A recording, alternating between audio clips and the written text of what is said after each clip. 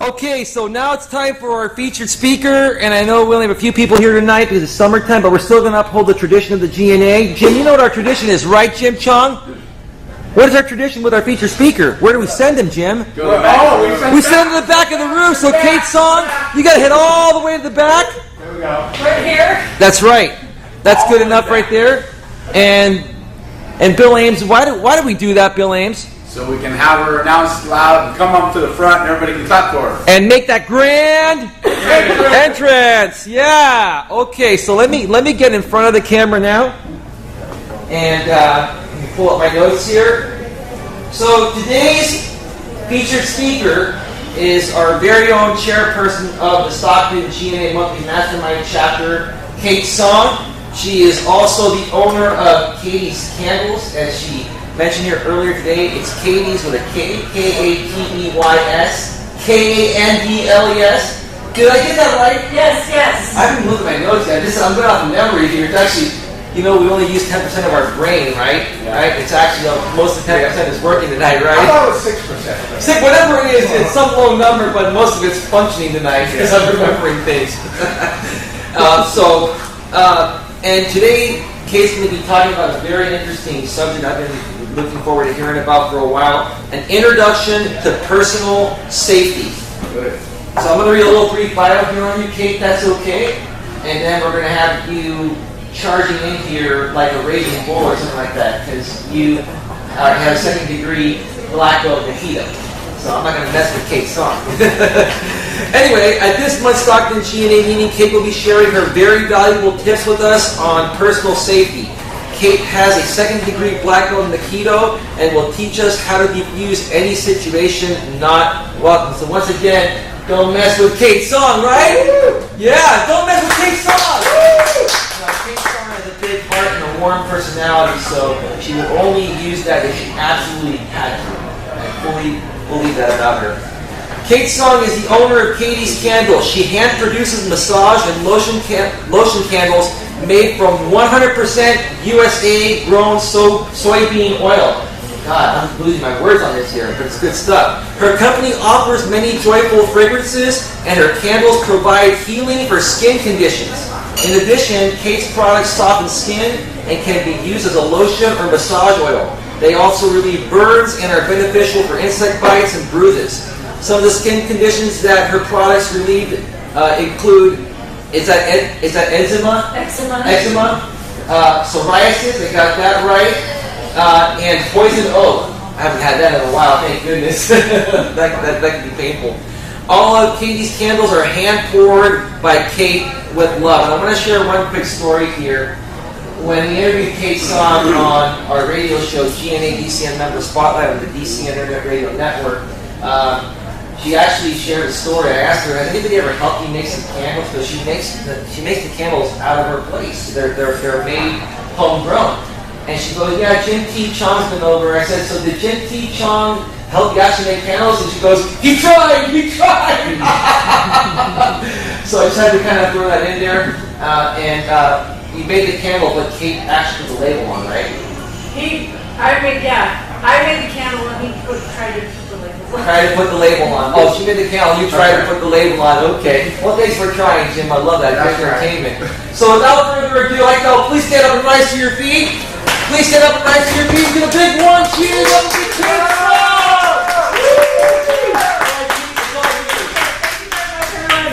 As we say in Aikido, we'd say arigato gozaimasu, which means in Japanese, thank you very much. So I got started in Aikido back in 2004, and I started practicing because I was practicing karate, and I kept getting hurt, and at the same time I was practicing Tai Chi, and my Tai Chi instructor suggested that I try Aikido. And what she said is that Aikido's different. She said there's no punches or kicks. It's just a lot of rolls. So I was really curious to know what this was, how you could defend yourself without actually punching or kicking anybody. So I went to the dojo and I tried a class, and I thought, oh, this is interesting. So I decided to sign up.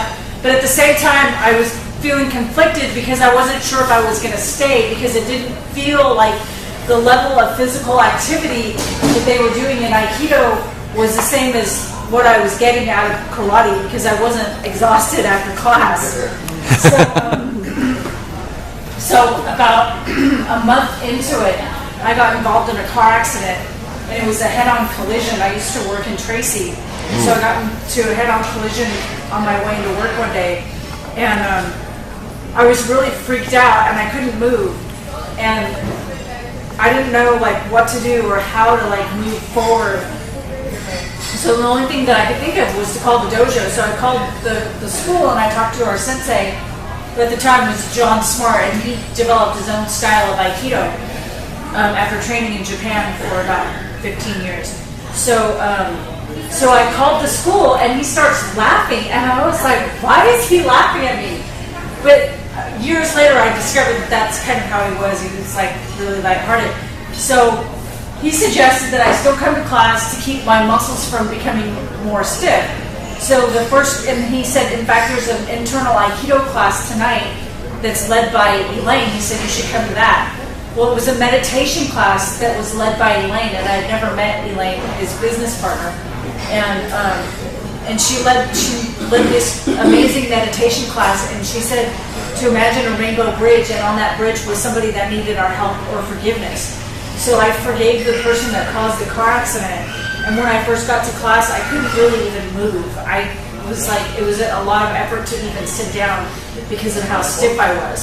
So after class, I was really, really surprised after that meditation of forgiveness, of how much more I was able to move and how my flexibility came back. So for about 2 weeks, I worked with our sensei. And I was supposed, the day I got into my car accident, I was supposed to promote to yellow belt, but I couldn't because I couldn't really move. So I worked with him, and he taught me how to work around my injuries and how to listen to my body. And listening to my body was something foreign to me because when I was practicing karate, it's like you always just kind of like ignored the pain and you just went on no matter what. So you had to like stand there in a stance like this in karate. Even if it hurt, you couldn't move. But in Aikido, it was okay. You know, it's like you don't have to be perfect. You don't have to stand a certain way. It's just all about the natural movement of your body. So what I learned was that Aikido is not really about the physical technique. It's about here. It's about training your mind so that nobody can become your enemy. And so when you have that frame of mind of not fighting with somebody, it really translates to your daily life of no conflict, no arguing or anything like that, just like a peaceful state of mind. So one day I was driving down the street and I accidentally cut off a guy, and he got really, really angry with me. Got out of his car and he's like really angry at me, he's like ready to charge at me, and I just said, I'm sorry, and he got back in his car and drove off.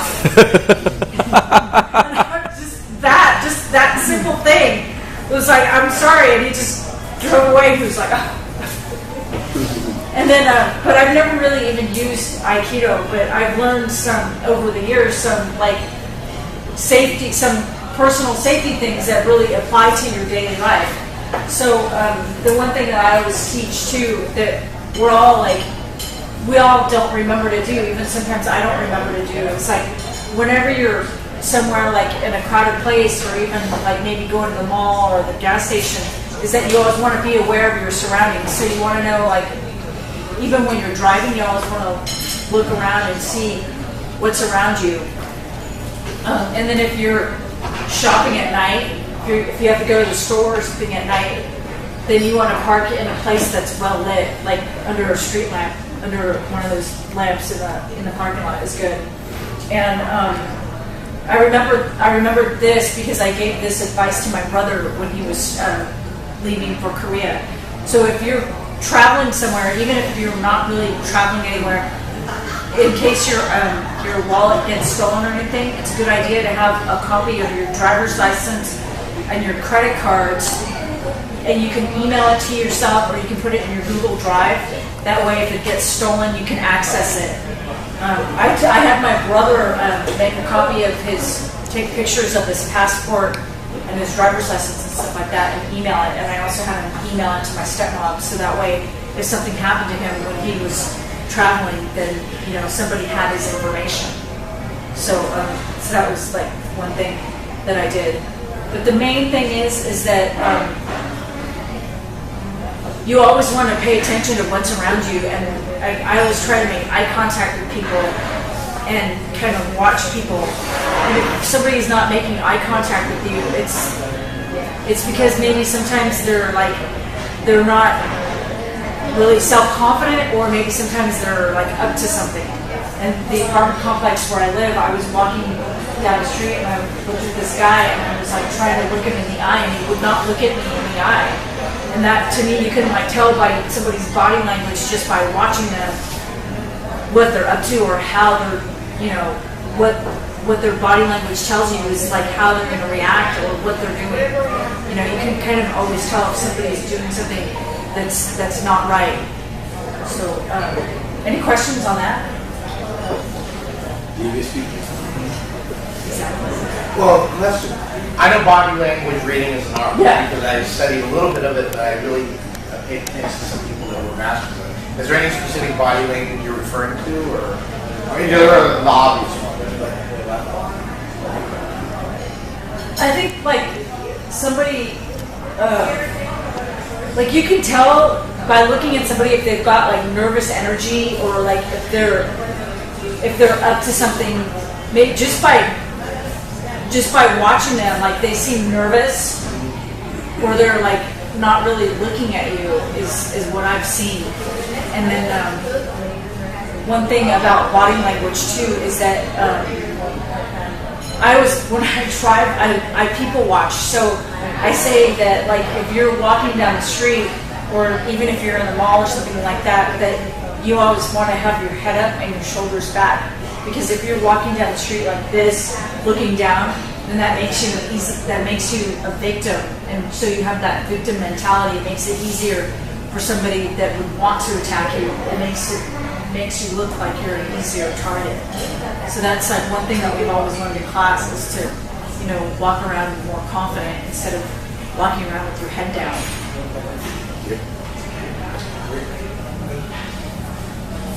So, Jim, can I borrow you for a minute? Yeah.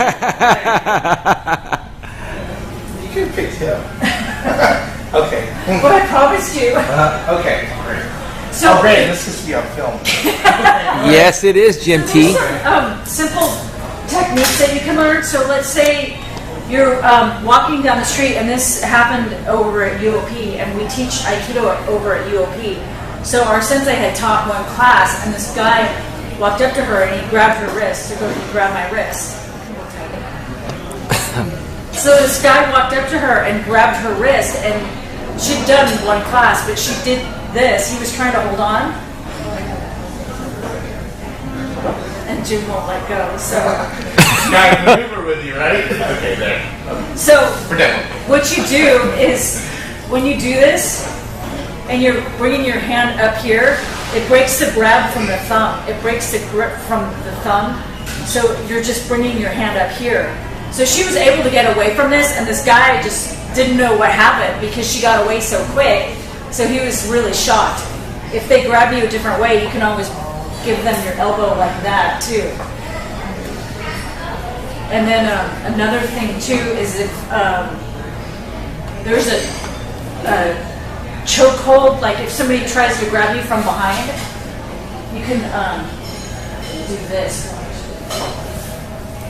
You get away from it like that, but the thing is that if somebody grabs you from behind like this, you kind of want to just squat down, because then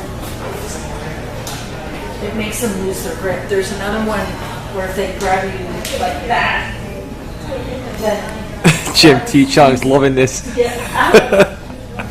But if they grab you like, let's say like this, if somebody comes up behind you and grabs you like this, you take one hand and push their elbow into you, and the other hand in like that, and then you just turn around and bow, and they fall to the ground. I want to see that one. So the main thing is Yeah. like, even if like he comes up to me and he's like trying to grab me or something, so I'm just gonna move out of the way here, That's a lot of the Aikido techniques are about the footwork, which is like moving out of the way, and just simple techniques where you can, be Is that your phone, Jim? Yeah, sorry about that. I thought it was off. It's all right. simple techniques where you can just get out of a situation and I'm not punching him back or anything like that, because if I come up to him, or if he comes up to me and he starts trying to push me or something, I'm just gonna say, hey, stop, and then I can take him to the ground. But see, How about you show us that? Can you please demonstrate that? Who wants to see that? Yeah. Wait, should I defend or just go with the flow? just go with the flow, because that's good. So you're gonna walk up to me and grab my shoulders. Jim T. Chong's going down. Stop! And see, I'm moving out of the way, and then right here, he would fall to the ground because he's losing his balance. You want to see again? Okay, here, yeah. So here, I'm putting my hands up, and I'm just saying, this is my space. So I'm saying, this is my space. Like, go now. I'm just going to turn to the side, and I bend my knees. So then, see, he drops to the ground, so he just loses his balance. Yes, Jim T. Chong. That was awesome, Kate. Anybody have questions or anything? No, I should have brought a map though. If you could have brought it Next time. I have a question. Okay. I should have asked you this on the radio station. I couldn't believe it on your. How long did it take you to become a second-degree black belt since you started? I got my first degree in 2010. So how long were you doing it before that? Is it a couple of years? In 2004. So it does take a little bit of time. You have to really earn your way up the rankings. It depends on your skill level, and just really when your sensei says you're ready. But it just really depends. I mean, some people it takes them like 6-7 years. Some people only takes them like 3-4 years. But you can't get it like in a year or two. I mean, Oh, no. yeah, it still takes. It's like going to college almost. Okay. Because you have to really learn, and then it's like there's like so many like belts. So you start at like white, yellow, orange, and then there's like promotions every like 3 months. So then, or 3 or 6 months or something like that. I can't remember, 3 months. So you start at like white belt, and then you go to yellow belt, and then orange, and then you go to green, and then red. So like those belts right there, those are like really easy to go up to. And then once you get your red belt, you become like the more advanced. So you go through blue belt, and you're the same color of belt. So there's 3 levels of blue. You're the same color of belt for 3 different levels, and it's like that. And you learn patience. And then you get your brown belt, and when you have your brown belt, you have like 2 brown belts, and your last brown belt, you're just waiting for your black belt, and that's at least a year. Wow. Lots of modules, huh? Wow. A lot of patience too. When I was like my 3rd degree blue belt, I wanted my brown belt so bad, but I had to. A sensei told me to wait because it was like a technique that he wanted me to work on. And so I was talking to a friend of mine. I was like, I want my brown belt. He said, in Japan, he said everybody's a white belt until they're a black belt. Oh, that's messed up. Yeah. Wow. I mean, it's true. Our sensei used to say that we have different colored belts because in America we're impatient. Well, that's a good point. Wow. That's actually pretty profound. I agree with that, Jim. Yeah, it really is. And here's some It's Aikido true. history for you. The founder of Aikido, his name is O Sensei, which in Japanese translates to great teacher. His name is Morihei Ushiba, and he created Aikido because he was growing up in Japan during the war, and he was tired of seeing his father being beaten by military men. So he worked with a spiritual teacher, and the spiritual teacher said, "Hey, you have a black belt and all these other martial arts. Why not use your martial arts to create something?" So he combined he had a black belt in judo and jiu-jitsu. So at first it was like Aiki jiu-jitsu, and he also worked like a lot with like the sword, which in Japanese we use a wooden sword in Aikido, so it's called the boken. So he used like a lot of sword techniques. So a lot of the Aikido techniques come from sword, but so he combined that as well as like a wooden stick that we call a bow or jo. So he combined like all these techniques, and at first it was like Aiki Jiu-Jitsu, and then he had an experience one day after he was training where he went to wash his face, and he saw his own reflection in the water, and then he called it Aikido after that, which in Japanese translates to Ai is like it means like unity or harmony, Ki is energy, and Do is the way. So it has like a lot of different meanings, but it could be like the way of harmony and unity, or like our sensei used to call it like loving protection for all. So it has a lot of different meanings, and our sensei trained with Hikasuchi sensei, who trained, and Hikasuchi was one of O sensei's like 10th degree black belts, and Hikasuchi sensei started training with O sensei at age 14, and so our style of Aikido is a style that our sensei created himself after coming back from Japan. So our style is like the direct lineage, like as close as that you could get to the lineage of Aikido, of the founder of Aikido. What's the highest degree black belt you can get? Is it indefinite or? It's 10. 10. But you can never go higher than your sensei. So the highest ranking student that we have at the dojo is like 6th degree. Also, the dojo has a dojo for him or herself. Dojo in Japanese translates to school or training hall. Okay. So our sensei is a teacher. So our sensei technically has like a 10th degree black belt in his own style. So you can never go higher than your own teacher. Ah, okay. But to get a 10th degree black belt, I mean, you have to be training for Lifetime. lifetime. Yes, lifetime. And you know what's funny too is that a lot of people think that you have to be in like really good shape to practice Aikido, but you don't have to. We have guys at the dojo that are 70. They've been training like all of my life, and they're like in their 70s now, and they still move really, really good. I have a question. You know you have different styles of martial arts. So are the black belts, on the rankings similar in terms of their qualification within the different styles? There are different styles of Aikido. Not even just in Aikido, but just in different... In general, Yeah, because you have like different people in karate, they have their belts, right? And these other sorts of different martial arts styles. If I like went to karate and said I have a 2nd degree black belt in Aikido, I'd probably have to start from a white belt because it's completely different art. And then if I went to judo and said I have a black belt in Aikido, I'd have to start from white belt because it's completely different.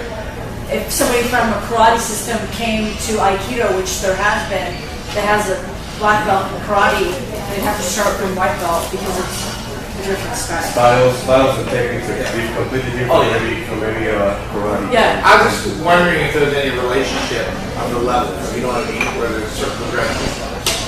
They can both still kick your butt, Jim T-Chon. They can both still kick your butt, Jim T-Chon, right? Well, like I think in karate and Aikido, like the belt ranks are the